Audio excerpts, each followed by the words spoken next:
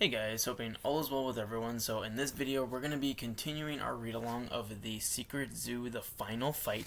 And so last time we ended with our introduction chapter, so today we're going to be continuing with chapter 2. As always, if there are any letters from Mr. Darby or any pictures, I'll be showing them. But these books don't tend to have much illustrations. But I hope you guys enjoyed the read today, and without further ado, let's jump into it. Chapter 2. The Gateway to No Way. The scouts raced across the Clarksville Zoo, their book bags swinging at their hips. Though still camouflaged, they ran beneath trees and beside buildings to prevent their shadows from appearing in the moonlight. They've decided to get into the Secret Zoo through the portal in Giraffic Jam, one of the easiest sectors to cross. "Hello," Megan said, and Noah realized she was trying her headset again. "Can anyone hear me?" "Yeah," Richie said. "Me." Noah glanced over and saw a tarantula slip out of his best friend's bag. The big spider tumbled across the sidewalk, then crawled into the grass. "Watch it, Richie," Noah said as he scooped up the tarantula and put it into his bag. "You're dropping your loot." The friends reached Giraffic Jam, the giraffe exhibit at the Clarksville Zoo. The building was several stories tall, covered with ivy, and capped with a dome roof. Noah checked the front door, locked, and then used his magic key to get inside. The scouts came out of their camouflage as they charged up a short flight of stairs and then stepped onto a wooden deck. More than 10 feet off the ground, this deck circled the inside of the building, providing a place for the visitors to feed the giraffes. Not a single animal was in sight. "Where are the giraffes?" Richie asked. Megan pointed to a large square opening in the ground, the passage that led to the Secret Girrafic Jam. In the hole, which was normally covered by a movable platform, a steep ramp disappeared into darkness. "And why is that open?" "Hold on, guys," Noah said as he slowed to a stop. "I don't like the looks of this." The scouts stood still and glanced around the exhibit. A small waterfall provided the only movement and sound. "What do we do?" Megan asked. "I say we dump the tarantulas and get the heck out of here," Richie said. Noah shook his head and stared at the dark, open passage. "No way. Something's wrong, and we need to find out what it is." "He's right," Ella said. She walked across the deck, crawling over this railing, and dropped to the grass. Her friends followed in exact fashion, careful not to tip their bags. They ran across the exhibit and took the ramp into the ground, which led to a section of the grottos, a magical system of tunnels that connected to the Secret Zoo and distant exhibits of the Clarksville Zoo. The familiar tunnel had 4 passages, each covered with a velvet curtain, and the scouts took the one marked the Secret Girrafic Jam. As Noah stepped into the sector, moist air struck him. The Secret Girrafic Jam was dark, and not because it was night in the Secret Zoo. A thick fog was blocking the light, which normally came from fixtures mounted to the walls. "What's going on?" Ella asked. Noah had no idea. He'd never seen fog as thick as this in the Secret Zoo. The web of winding walkways that stretched skyward, the prominent characteristic of the Secret Girrafic Jam, was barely visible. In fact, Noah could hardly see more than 30 feet in any direction. The better part of Noah wanted to turn and run, but he forced himself to touch the transmit button on his headset and say, "Hello? Anyone there?" The scouts listened and waited. "Sam?" Noah added. "Solana?" Seconds passed. Noah felt the cool fog invading his lungs with each inward breath. "No one's here," Megan said. "The city of species?" "Maybe," Noah said.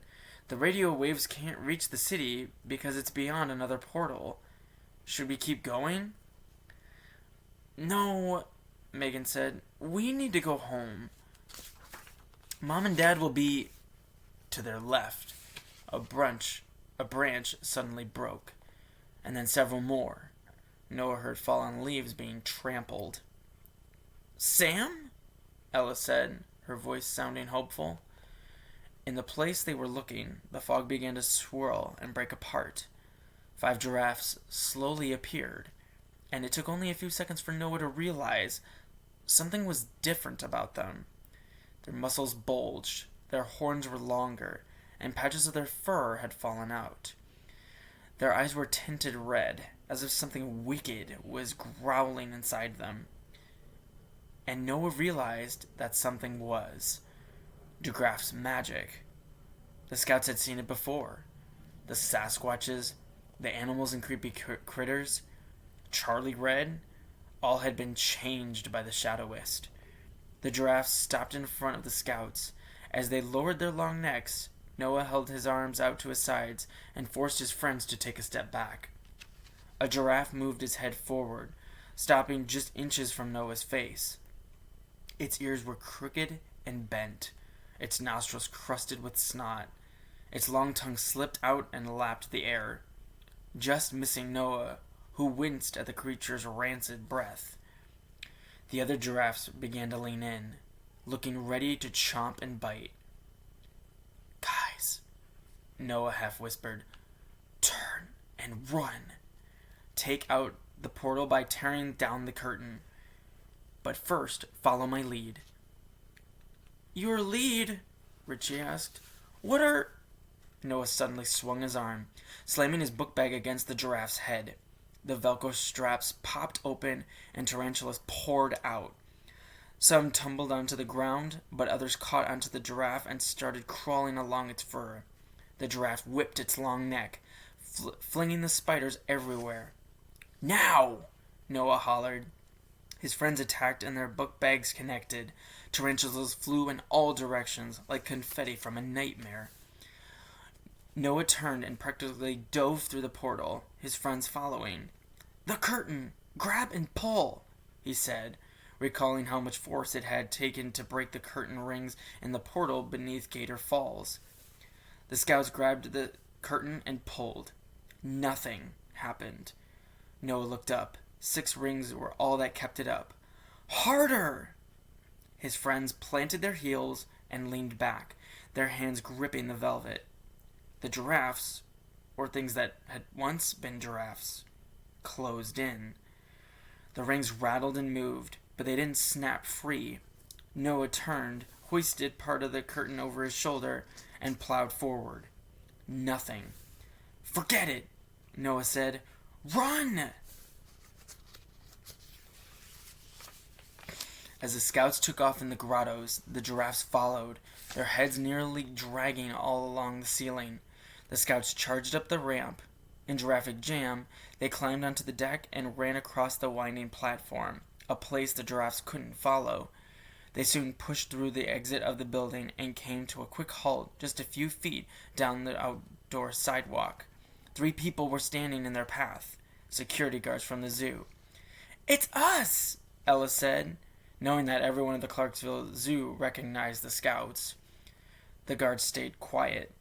A burly man with round cheeks rolled a toothpick across his lips and then slowly chewed on one end.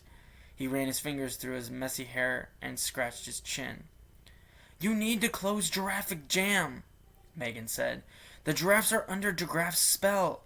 You need—" "And we found tarantulas in our school," Ella cut in. "They were—" "The portal," Richie interrupted. "We had to—" "Slow down," the guard with the toothpick said. "One at a time." Megan told the guards everything. The tarantulas, their school, what had just happened in Giraffic Jam. The guards listened, but in a disinterested way. The big guard continued to roll the toothpick across his lips. "That's it?" a guard asked when Megan was finished. Megan nodded. The guards glanced at one another. Then the big guard took a step forward and a slant of moonlight fell across his face, revealing a long cut on his cheek, a near-open wound with a wet scab. Noah suddenly realized the man's hair was messy with clumps had fallen out. The guard unholstered his baton and let it dangle by his leg. He smiled, and Noah flinched at what he saw. A few of his teeth were pointed. fangs. DeGraff had gotten the guards with his magic. "Don't," Noah said. Leave us alone." He glanced around. The dark zoo landscape was creepier than ever, full of hiding places and dead ends. How many other guards and animals had DeGraff infected? "What do we do with them?" one of the guards asked. In answer, the guard smacked his baton against his open palm. Noah looked back and thought about the monstrous giraffes in the exhibit. There was no place for the scouts to run and hide. Hide! An idea struck him. "Guys," he whispered to his friends. "Ghost it! Now!" The scouts acted at once, each unzipping a pocket of their specter pants. Chameleons crawled under their bodies, quickly blending them into their surroundings. "Get 'em!" a guard hollered. The men charged, batons swinging, but the scouts had already ducked out of the way. They ran across the lawn, landing on their toes to minimize their footprints in the grass, a specter trick. "Which way did they go?" a guard called out. "I don't know," a second guard answered. The scouts couldn't see one another. They had no problem moving in a pack. Noah could tell where his friends were by their breathing, their body heat, and their quiet steps. They ran to the far side of the souvenir shop, stopped running, and listened.